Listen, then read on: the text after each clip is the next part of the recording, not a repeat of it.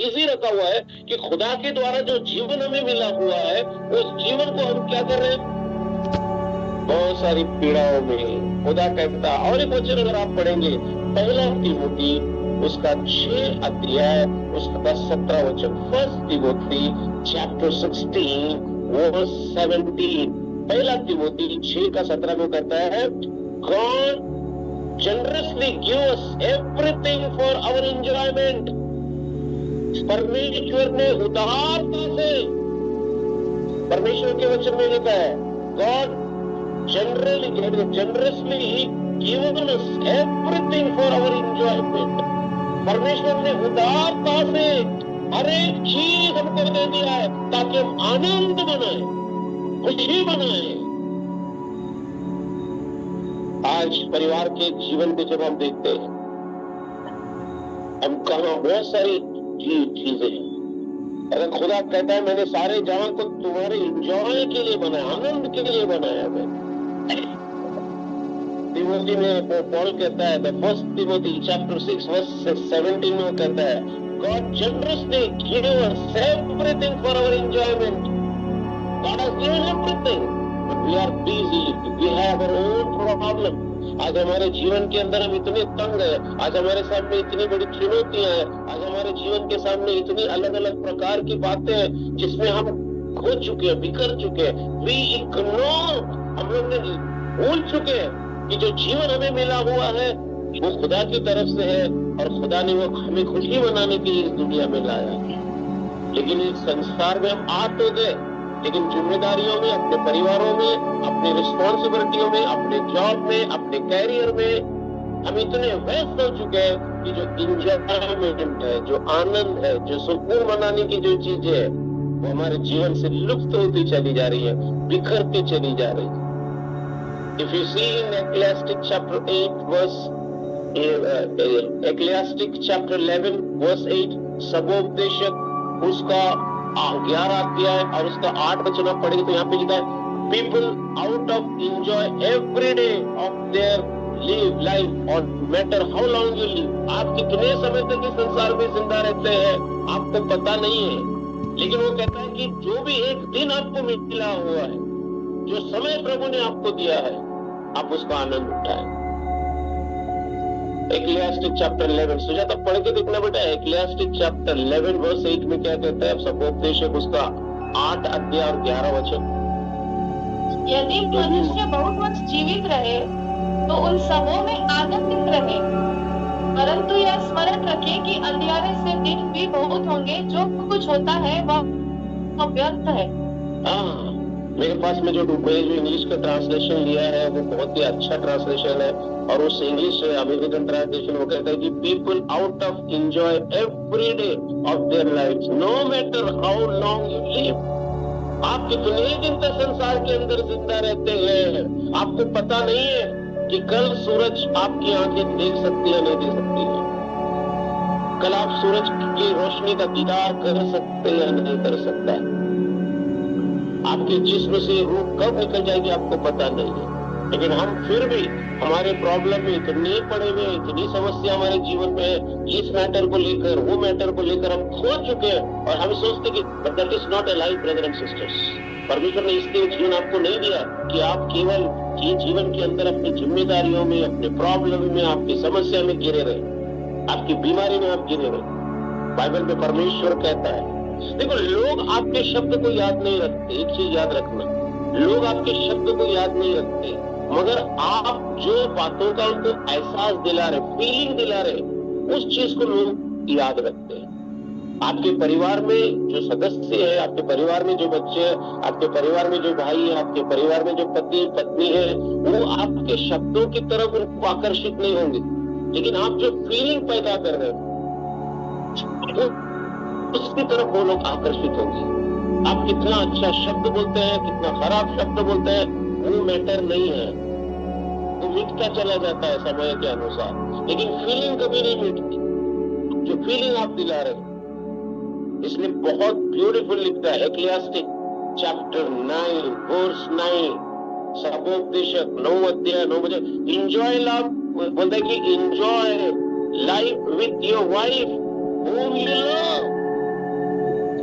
बोलता है कि तू अपनी पत्नी को खुदा ने जो तुझे दिया है उससे तो क्या कर, मोहब्बत कर, एंजॉय कर जो खुदा ने तुझे दिया है। Ecclesiastes chapter 9 verse 9 समुपदेशक उसका 9 अध्याय 9। अपने व्यर्थ जीवन के सारे दिन जो उसने सूर्य के नीचे तेरे लिए ठहराए हैं अपनी प्यारी पत्नी के संग में बिताना, क्योंकि तेरे जीवन और तेरे परिश्रम में जो तू सूर्य के नीचे करता है तेरा यही भाग है। यहाँ परमेश्वर बता, लेकिन आज हमारी प्रॉब्लम्स में ये है कि आज हमारे लाइफ में ये प्रॉब्लम्स है, उस समस्या को लेकर हम बैठे हुए, इन बातों को हम लेकर बैठे हुए, ये चीजें। So brother and sister, what a life God has given to us. इतनी खूबसूरत जिंदगी खुदा ने हमें दी है, लेकिन हमेशा हम बेचैन है, हमेशा हम दुख में है, तकलीफ में है।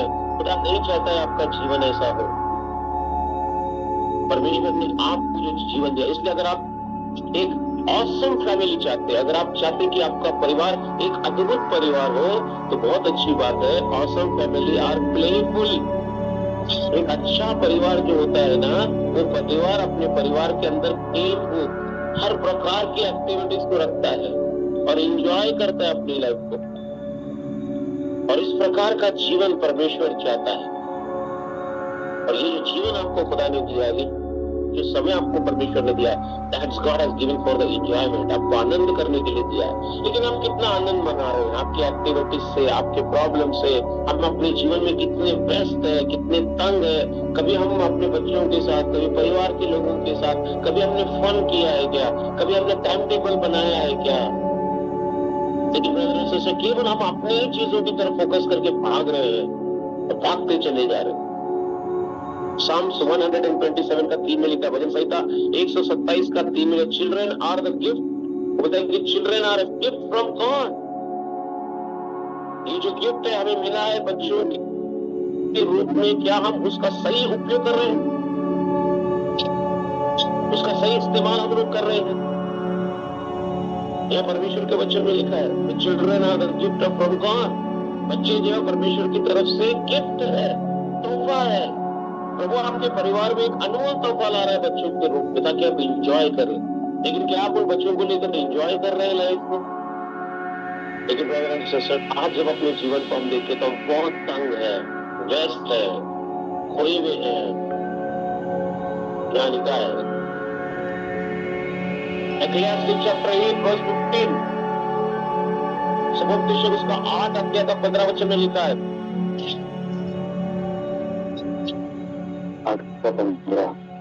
8 का 15 पढ़ेंगे।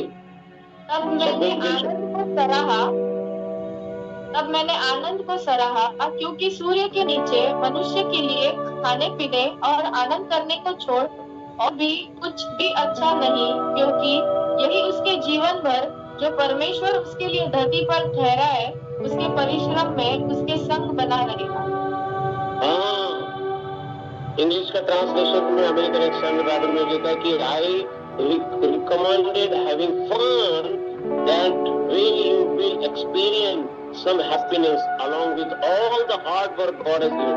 जो कुछ भी परमेश्वर ने आपको काम दिया है, हार्ड वर्क दिया है, वो बोलता है कि उसके अंदर हमें क्या करना है, फन करना है, उसके साथ हमें खेल कूद करना है, इंजॉय करना है लाइफ को उसके साथ। ये नहीं कि केवल जो जिम्मेदारी हमको मिली है हम सीरियसली होकर रात और दिन उसमें बैठे रहे, हम उसी के बारे में सोचते रहे, उसी में अपना जीवन में हम दुख उठाते रहे, हमारे जीवन में फीलिंग टू फीलिंग बनी रहे, उदासी की उदासी बनी रहे। दैट इज नॉट, ये परमेश्वर की योजना नहीं आपके जीवन की।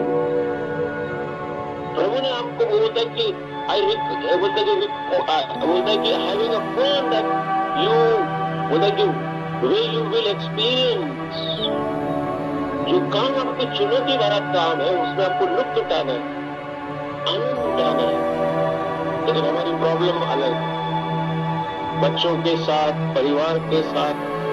देखिए ये सारी जो आज का मैसेज है ब्रदर एंड सिस्टर, जो बाइबल स्टडी में और आप ले रहे हैं, ये मैसेज हमको एक ही चीज में लाकर खड़ा करता है, how much time we spend with our children. कितना समय हम बच्चों के साथ समय बिताते हैं, how should we talk with them. आज ऐसे पब्लिसिटी में दुनिया के अंदर जो हम देख रहे हैं, मनुष्य बहुत ही एक अलग प्रकार का जीवन जी रहा है। उसके जीवन में बिल्कुल फन नहीं है, उसके जीवन में बिल्कुल एंजॉयमेंट नहीं है। जिम्मेदारियां, रिस्पॉन्सिबिलिटीज, वो चीजें, ये चीजें, टाइम टेबल बनाया हुआ है, टारगेट उसका रखा हुआ है। मानो एक कंपनी का जो सेटअप होता है वो आज परिवार का सेटअप दिखाई देता है, लेकिन परमेश्वर ऐसा परिवार नहीं बनाया। परमेश्वर ने दूसरी चीज जल्दी से मैं समाप्त करूंगा, एक छोटा पॉइंट बोलकर मैं समाप्त करूंगा। दूसरी चीज, ऑसम फैमिली इंक्रीज ग्रोथ। जो अच्छा परिवार होता है ना, वो आपस में क्या करता है, ग्रोथ होते चले जाता है, बढ़ते चले जाता है। देखो जो पौधा होता है ना, वो पौधा खुद से नहीं बढ़ता। पौधे को जो है बढ़ाना होगा तो उसको हमको क्या करना पड़ता है, उसको हमको ध्यान देना पड़ता है, उसको पानी देना पड़ता है, उसकी रखवाली करना पड़ता है। पौधा खुद नहीं बढ़ता, पेड़ खुद नहीं बढ़ता, उसकी तरफ ध्यान देना पड़ता है। आपको याद होगा प्रभु यीशु मसीह के वचन में लिखा हुआ है, लूका, जीसस के बारे में लिखा है, लूक चैप्टर 2 वर्स 52 में लिखा है, Jesus grow in wisdom and search and in favour of God and with man. यह 4 बातें पढ़ने से बेटा हिंदी में, लूका 52, लूक चैप्टर 2 वर्स 52। और यीशु बुद्धि और दीन दौल में और परमेश्वर और मनुष्यों के अनुग्रह में बढ़ता गया। 4 बातों में, 4 बातें यहाँ लिखी। कौन कौन सी 4 बातें? विजडम का होता है मेंटल ग्रोथ, है ना। देखो फैमिली में ग्रोथ अगर मुझे और आपको अपने परिवार में होना है, यहाँ पे लिखा है यीशु मसीह के बारे में विजडम, मेंटल ग्रोथ, स्टेज के बारे में फिजिकल हेल्थ में यीशु बढ़ता चला गया, favour with God, spiritual growth में यीशु बढ़ता चला गया, और विथ मैन, सोशल ग्रोथ में यीशु मसीह जो है वो बढ़ता चला गया। अगर मुझे और आपको एक अच्छा ऑसम फैमिली होना है, अगर एक अच्छा परिवार मुझे और आपको होना है ब्रदर एंड सिस्टर्स, तो वो इम्पोर्टेंस है, वो क्या इम्पोर्टेंस है, वो क्या माने रखता है यहाँ पर, वो ये है कि जैसा यीशु मसीह का ग्रोथ हुआ, विजडम में यीशु बढ़ता गया, यानी मेंटल ग्रोथ में यीशु मसीह बढ़ता चला गया, और वो फिजिकल हेल्थ में यीशु मसीह बढ़ता चला गया, स्पिरिचुअल ग्रोथ में यीशु मसीह बढ़ता चला गया, और सोशल ग्रोथ में यीशु मसीह बढ़ता चला। ये 4 टाइप ऑफ ग्रोथ मेरे और आपके जीवन में होना बहुत जरूरी है, मेरे और आपके परिवार के लोगों में होना बहुत जरूरी है। केवल हम जो है वो केवल स्पिरिचुअल ग्रोथ के बारे में ही हमने, यीशु मसीह खुदा की तरफ से था, परमेश्वर की पवित्र आत्मा से यीशु पैदा हुआ, संसार में यीशु मसीह आया, लेकिन बाइबल में क्या लिखा है, खुदाई होने के बावजूद भी, संसार में इतना पवित्र आत्मा के द्वारा पैदा होने पर भी बाइबल में लिखा है कि यीशु मसीह का ग्रोथ कैसा हुआ है संसार के अंदर, मेंटली ग्रोथ हुआ यीशु मसीह, फिजिकल यीशु मसीह का ग्रोथ हुआ, स्पिरिचुअल यीशु मसीह का ग्रोथ हुआ, सोशल यीशु मसीह का ग्रोथ हुआ। 4 बातें यहाँ पर लूक लिखता है, यीशु मसीह का जो पैदाइश है और यीशु मसीह वो कैसे बड़ा हुआ। आज मुझे और आपको इस संदेश के माध्यम से ये सोचना है कि मेरे और आपके परिवार के अंदर हम किस प्रकार का फैमिली लाइफ जी रहे हैं, किस प्रकार का हमारा पारिवारिक जीवन है। क्या हम उस परिवार जो परमेश्वर ने हमें परिवार के रूप में बनाया है, एक पति पत्नी बच्चों के रूप में, भाई बहन के रूप में जो परिवार को हम लेकर सींच कर आगे बढ़ रहे हैं, क्या उसमें एंजॉय है, क्या आनंद है जो परमेश्वर चाहता है, क्या हम स्ट्रेस से भरे हुए हैं, क्या हम जो इन बातों को इग्नोर कर चुके हैं, क्या हमने इन बातों को छोड़ दिया है। इन बातों की तरफ अजीज हमें ध्यान देना बहुत जरूरी है। तो किस प्रकार जो है अपने लाइफ को हम अपने लाइफ में लाकर बैठे, तो ये चीजें हमारे जीवन में आना, इन बातों को अपने जीवन में रखना हमें अत्यंत आवश्यक है। हम किस प्रकार अपने परिवार में बढ़ने का प्रयास कर रहे हैं, किस प्रकार अपने परिवार को हम आगे लेकर जाने का प्रयास कर रहे हैं। प्रभु के वचन में बहुत सारी, इसलिए अच्छा देखो ये बात ये मैटर नहीं रखता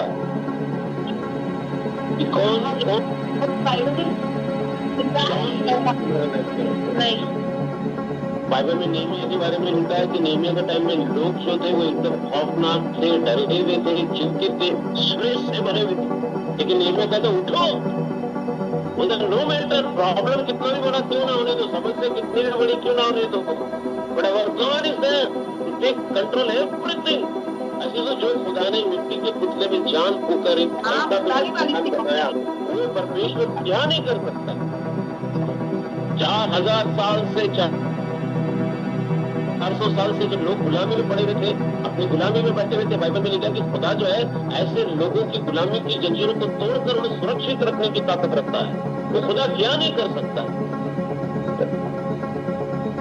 और यहाँ परमेश्वर के वचन देखो, तो एक चीज आपको समझना है, गोलियत के सामने जो गोलियत से दाऊद लड़ाई कर रहा था, दाऊद गोलियत के ऊपर विजय हुआ। दाऊद गोलियत के ऊपर विजय इसलिए हुआ क्योंकि दाऊद ने गोलियत की हाइट से भी बढ़कर अपने ईमान को देखा।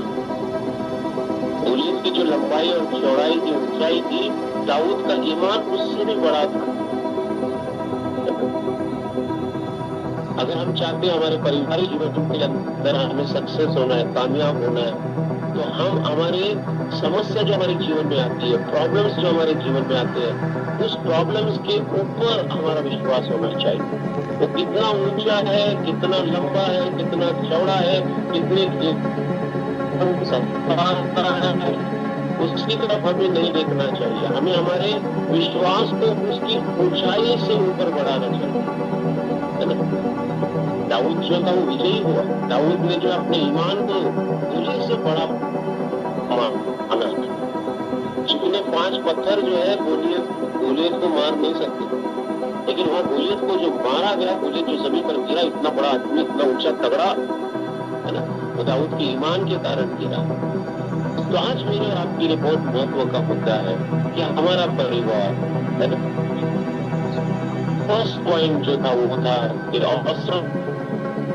फैमिली और जो एक अच्छा परिवार होता है वो एक खेल कूद के साथ, आनंद के साथ, इंजॉयमेंट के साथ अपने परिवार में एक दूसरे के साथ जीवन को जीता है, ना कि स्ट्रेस के अंदर, ना कि अपने प्रॉब्लम्स के अंदर, ना कि अपनी चिंता के अंदर, ना कि अपने संघर्ष के अंदर। जो परिवार होता है वो इंजॉय करता है लाइफ, आनंद मना, लुत्फ मना।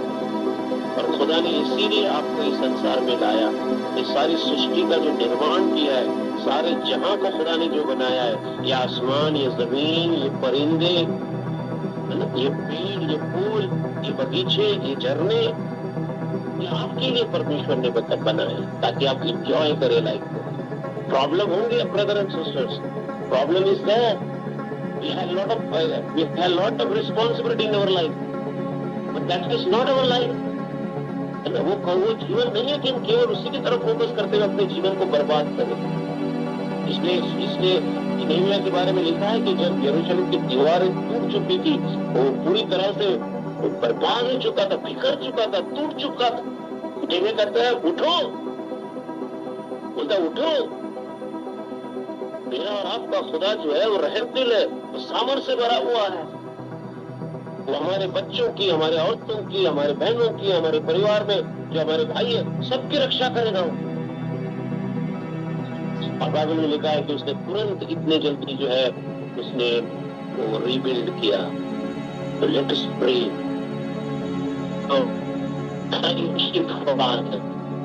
पिता परमेश्वर, ये जीवन तूने मुझे दिया है परमेश्वर, आनंद मनाने के लिए दिया है, केवल अपनी चिंता में, अपने दुख में, अपनी समस्या में नहीं, एक दूसरे के साथ हमारे परिवार में जो बच्चे हैं, हमारे परिवार में जो सदस्य है, हमको उनके साथ में आनंद मनाना है। वी हैव टू प्ले, हमें एक दूसरे के साथ में खेल कूद करना है, आनंद मनाना है, खुशी मनाना है, एंजॉय करना है लाइफ। और इस प्रकार अगर अपने जीवन को आप जिएंगे तो आप एक सक्सेसफुल फैमिली होंगे, आप एक अच्छी ऑसम फैमिली होंगे। तो इस मैं आज का जो बाइबल स्टडी है उसके पॉइंट कुछ समय होने के कारण यही रुकता हूँ, और आने वाले गुरुवार को 2 और बातें हैं जो मैं आपको बताना चाहता हूँ कि एक अच्छा परिवार कौन सा है। कैसा होता है, हम उस पर और आगे बढ़ेंगे। तो लेटेस्ट हम दुआ करेंगे। स्वर्गीय पिता परमेश्वर, हम आपका धन्यवाद करते आज की आज सुंदर वचन के लिए प्रभु। जो भी वचन आज आपने हमें दिया, आपने आपके वचन में हमें बताया प्रभु कि एक अच्छा परिवार कैसे होता है। और प्रभु आप चाहते हैं कि प्रभु हम आनंद मनाएं प्रभु, आप चाहते हैं कि हम जॉयफुल रहे प्रभु। आप चाहते हैं प्रभु कि आपने जो कुछ भी परिवार के रूप में हमें दिया है, उसमें हम सब एक दूसरे के साथ समय देते हुए एक दूसरे की फीलिंग्स को हम पहचाने प्रभु, एक दूसरे को की इच्छा को, एक दूसरे की बातों को हम समझ सके प्रभु। और प्रभु एक दूसरे को हम समय देकर एक अच्छा परिवार के रूप में हम अपना जीवन जी सके प्रभु।